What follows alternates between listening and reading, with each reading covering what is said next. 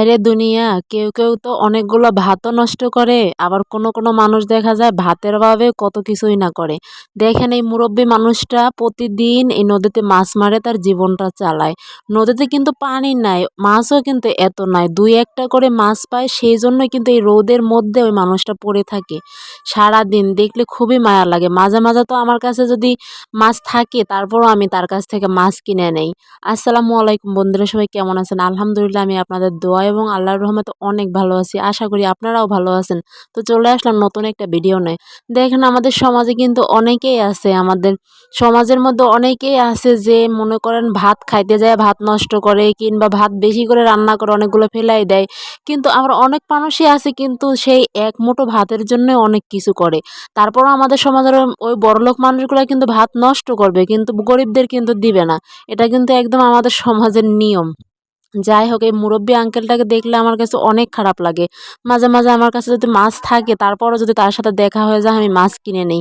কারণ হচ্ছে দেখলেই খারাপ লাগে, মানুষটা এত মুরব্বী, মানে মাছ মারবে যে মাছও অতটা নাই, গাঙ্গে পানিই নাই, অল্প একটু পানি আছে, তার মধ্যেই যে একটা দুইটা করে মাছ পায়, সেই একটা দুইটা করে একদম সকালবেলা আসি আর দুপুর গড়ায় যায়, শতক্ষণ পর্যন্ত এই জাল দিয়ে মাছ মারে।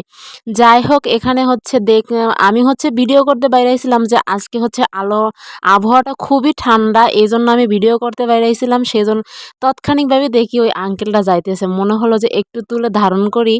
আসলে খুবই খারাপ লাগছে যে আজকে এমন আবহাওয়ায় কিন্তু অনেক মানুষে বসে থাকবে বা কাজ কাম করবে না, সেই আবহাওয়ার মধ্যেও কিন্তু তিনি মাছ মারতে চলে আসছে। এমন আছে বৃষ্টিও নামে পড়তে পারে, এরকম একটা অবস্থা ছিল।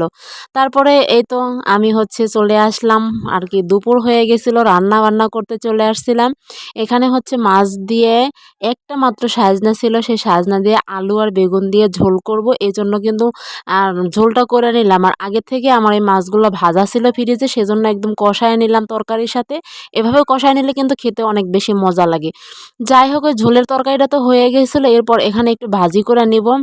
একটু আলু ভাজি খাইতে মন চাচ্ছিল, কিন্তু দুঃখের বিষয় আমার কাছে আবার দেশি আলু ভাজা ভালো লাগে না, হল্যান্ডার আলু আমার কাছে বেশি ভালো লাগে ভাজি খাইতে।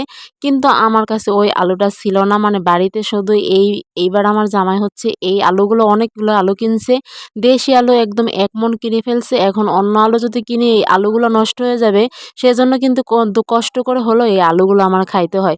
তো এই আলুগুলো ভাজি করছিলাম। যাই হোক, আলহামদুলিল্লাহ ভাজিটা খাইতে ভালোই হয়েছিল, কিন্তু মনে হইতেছিল যে এই আলুটা আমি খাইয়ে অভ্যস্ত, সেটা হলে আরও বেশি ভালো লাগবে।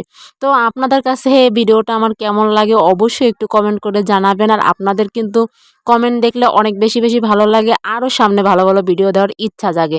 যাই হোক, আজকের মতো এখানেই শেষ করব। আপনারা সবাই ভালো থাকবেন, সুস্থ থাকবেন, আর আমার জন্য একটু বেশি বেশি দোয়া করবেন।